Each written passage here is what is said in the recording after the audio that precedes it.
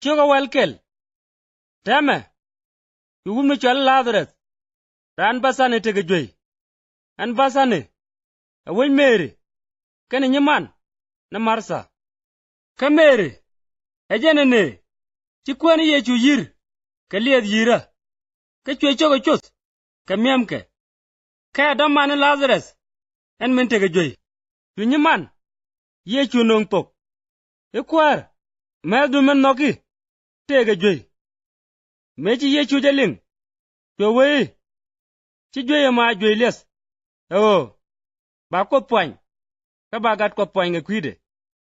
Ka changa na min. Nog yechu Marsa. Kani nyiman. Ka Lazarus. Ka ngura ba changa na me cheling. Ete Lazarus ka jwe. Chwe nin dang raw nin. Gwada tepin. Ka kor ka me. Chwe jikwara juk. Iluay na ka Juda. Ka chu jikwara ja juk. Ingich. Pa ji jud gorno. Dega jibo ka pam. Bura nyoga loy tin. Chu yechu ka loy. Ichi chang te ka tang dang walwid raw. Ne di jal ka chang dar. Cha kwat ko ka. Ka nen ka boy wa. Duno. Ne di jal ka war. Kwat ka. Ka tala radian boy. Ka kor ka men chama melar. Chu ka juk. Ichi merdan Lazarus. Pai nien. Duno. Wago. Ba jawa kernin. Ka chuji kwar ja juk. Ikwar. Mudung da nien. Bu poy na pol.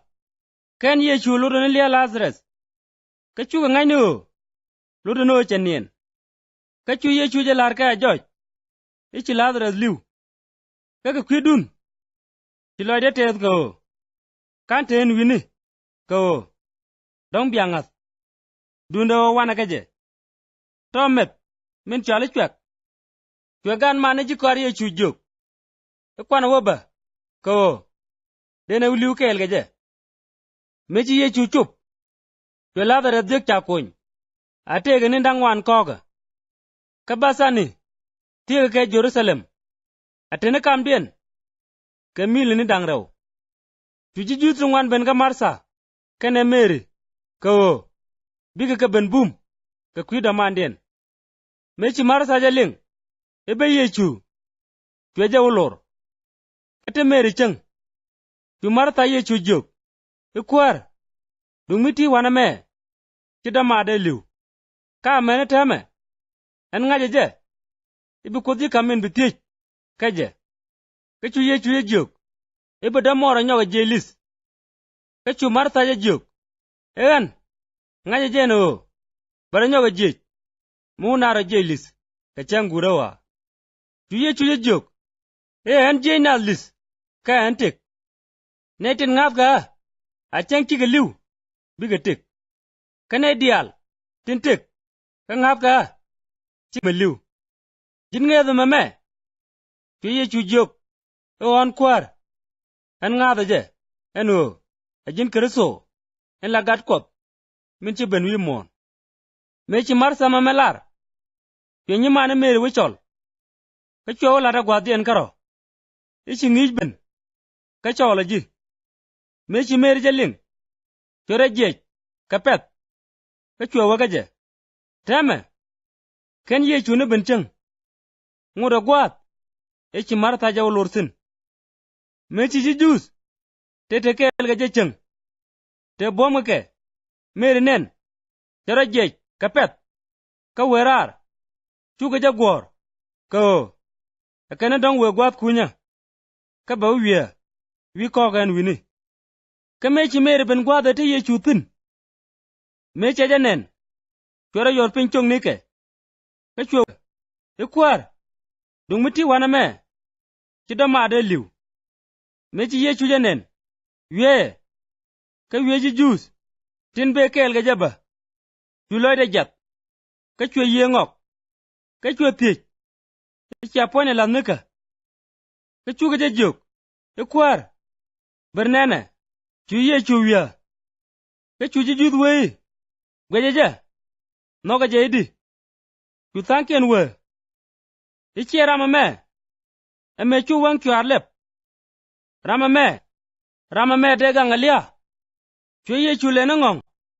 ka chwe ben gwat kunya a kong ma cha gwang ka te pem to de chu ye chu we a wo je pem de to ko mo ka chu marsa mela nyi mara me chi liu je jok e kwar an wale ba te ga ngwen ko je te ga ninda ngwan ko ga chu ye chu je jok en kan ye jok e me ngade bulwang ponye kom nen kaino chu ga pem kamrar ka chu ye chu nya le ka chu we e gwadin alar ji ta loida o cheling ka che janga je no la ling roida ni kyang ka cha na melat ka kwine ndi takti ko de kenangat eno che jak me cha na malar che chur jo mudi ti lazarus barar churaman chilu barar